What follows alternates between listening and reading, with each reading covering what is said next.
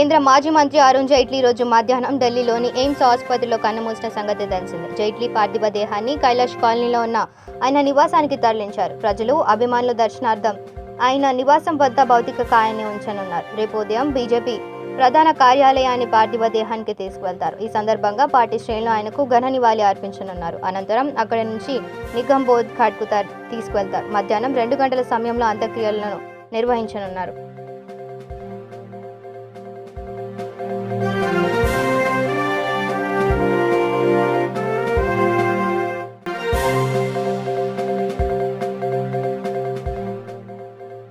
విద్యారంగ సమస్యలు పరిష్కరించాలని, స్కాలర్షిప్ రియంబర్స్మెంట్ పెండింగ్ బిల్లులను వెంటనే విడుదల చేయాలని డిమాండ్ చేస్తూ ఎస్ఎఫ్ఐ ఆధ్వర్యంలో సూర్యాపేట కలెక్టరేట్ ముట్టడి కార్యక్రమాన్ని నిర్వహించిన అనంతరం కలెక్టరేట్ కార్యాలయం ఎదుట ధర్నా నిర్వహించారు. ఈ కార్యక్రమంలో ఎస్ఎఫ్ఐ జిల్లా అధ్యక్షుడు సానబోయిన ఉపేందర్ మాట్లాడుతూ తెలంగాణ రాష్ట్రంలో విద్యా వ్యవస్థ ఎక్కడ వేసిన గొంగడి అక్కడే అందచందగా ఉందని ఆవేదన వ్యక్తం చేశారు.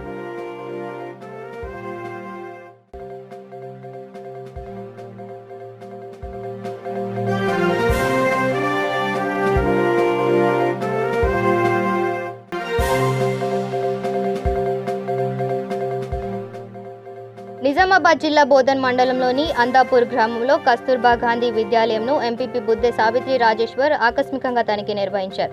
ఈ సందర్భంగా ఆమె మాట్లాడుతూ తెలంగాణ ప్రభుత్వం విద్యను బలోపేతం చేయడానికి అనేక రకాల పథకాలను చేపట్టిందన్నారు.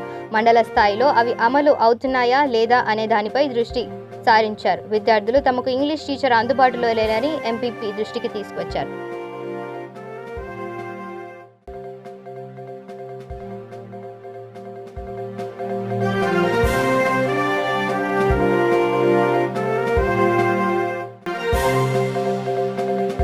సిపిఎస్ రద్దు చేసి ఓపీఎస్ అమలు చేయాలని డిమాండ్ చేస్తూ గద్వాల పట్టణంలోని పురవీధుల గుండా శాంతి ర్యాలీ నిర్వహించి సిపిఎస్ ఉద్యోగుల నిరసన వ్యక్తం చేశారు. ఈ సందర్భంగా అంబేద్కర్ చౌరస్తాలో మానవహారంగా ఏర్పడి నినాదాలు చేశారు.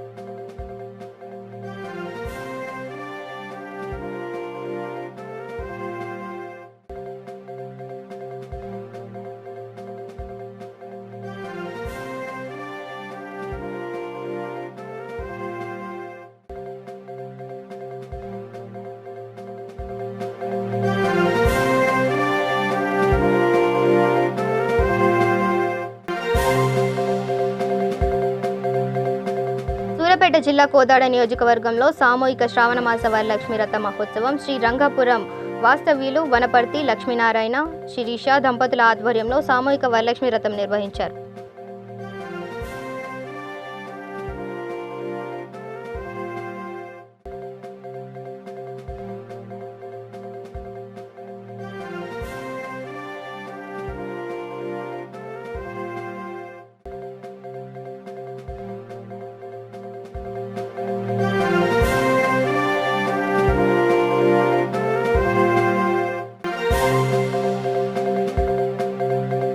కోసం తన మంత్రి పదవిని త్యాగం చేసి ప్రజల కోసం ఎంపీగా గెలిచిన కోమటిరెడ్డి వెంకటరెడ్డిని విమర్శించడం ఎమ్మెల్యే మంచిరెడ్డి కిషన్ రెడ్డికి తగదని మాజీ ఎమ్మెల్యే మల్రెడ్డి రంగారెడ్డి విమర్శించారు.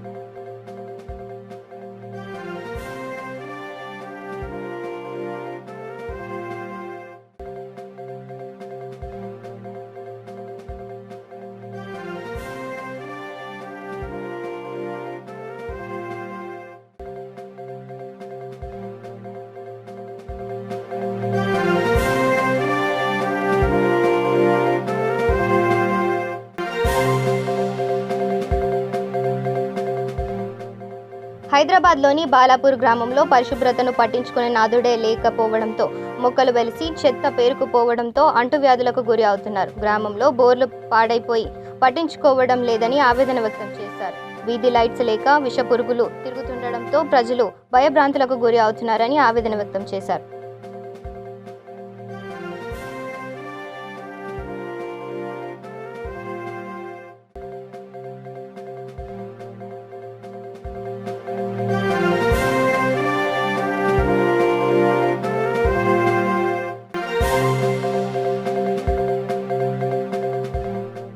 భద్రాద్రి కొత్తగూడెం జిల్లా వ్యాప్తంగా జోరుగా కురుస్తున్న వర్షాల వలన రబీ సాగు ఊపందుకుంది. ఇప్పటికే 2 నెలల ఆలస్యంగా వర్షాలు కురవడంతో రైతు రబీ సాగును వేగం పెంచారు. ఈ సంవత్సరం అయినా ప్రభుత్వం పంటకు తగిన గిట్టుబాటు ధర కల్పించాలని రైతులు కోరుకుంటున్నారు.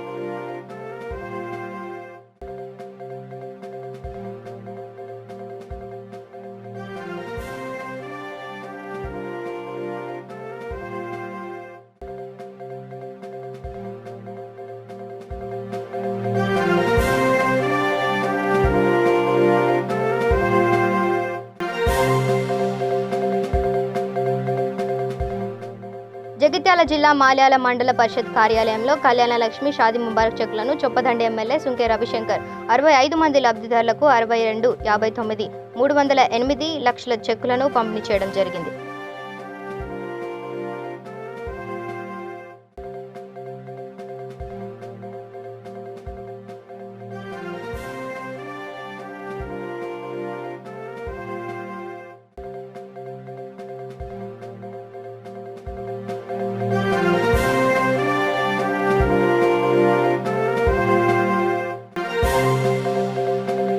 కర్నూలు జిల్లా ఎమ్మిగనూరు పట్టణంలోని నీలకంఠేశ్వర ఐటీఐ కళాశాలను సీజ్ చేయాలని డిమాండ్ చేస్తూ ఎన్ఎస్యుఐ పీడీఎస్యు నాయకులు వీరేష్ యాదవ్, మహేంద్రబాబు ధర్నా చేపట్టారు.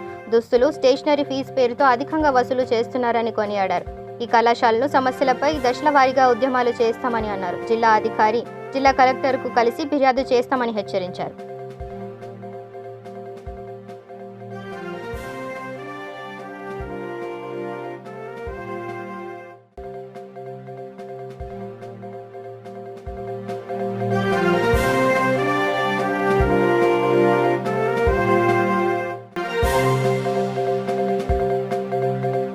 నిజామాబాద్ జిల్లా రుద్రూర్ మండల కేంద్రంలోని గ్రామ పంచాయతీ కార్యాలయంలో జరిగిన గ్రామ సభ రసభాసగా మారింది.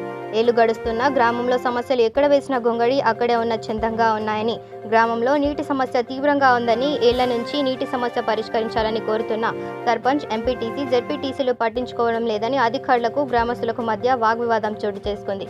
అందులో ఎంపీడీఓ బాలగంగాధర్ ట్యాక్సీలు కట్టని ఎడల పెన్షన్లు, సంక్షేమ పథకాలు ఆపేస్తామని అనడంతో ఆగ్రహించిన గ్రామస్తులు ఎంపీడీఓ నిలదీశారు. పనుల గురించి మాట్లాడే అధికారులు సమస్యలపై అలాగే స్పందించాలని నిలదీశారు.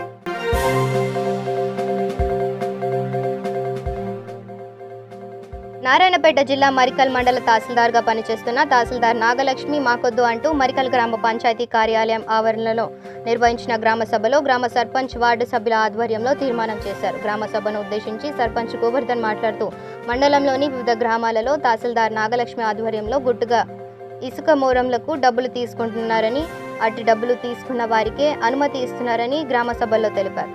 తక్షణమే మరికల్ తహసీల్దార్ నాగలక్ష్మిని బదిలీ చేయాలన్నారు.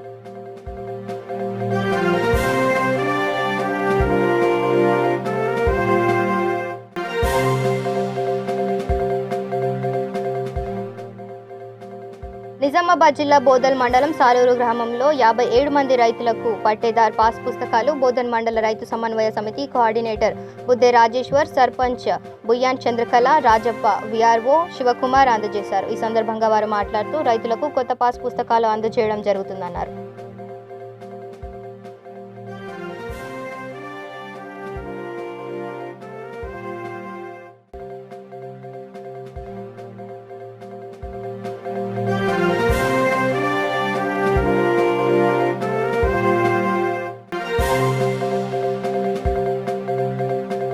నిజామాబాద్ జిల్లా రుద్రూర్ మండలం కోటయ్య క్యాంపు గ్రామంలో ఉన్న మైనారిటీ వసతి గృహంలో శుక్రవారం సాయంత్రం అదృశ్యమైన విద్యార్థుల ఆచూకీ లభ్యమైంది.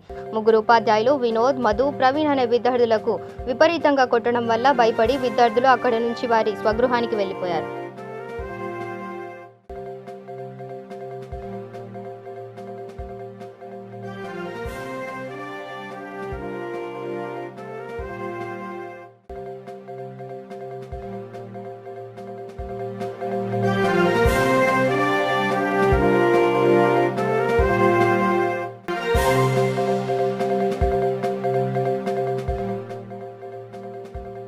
Telangana non gadget officers demand చేస్తూ నాంపల్లిలో ఉద్యోగుల ర్యాలీ నిర్వహించారు. ఈ సందర్భంగా Telangana non gadget officers union Hyderabad జిల్లా అధ్యక్షుడు ముజీబ్ మాట్లాడుతూ ముఖ్యమంత్రి కేసీఆర్ ఇచ్చిన మాట ప్రకారం ఉద్యోగుల వయోపరిమితి పెంచాలని కోరారు.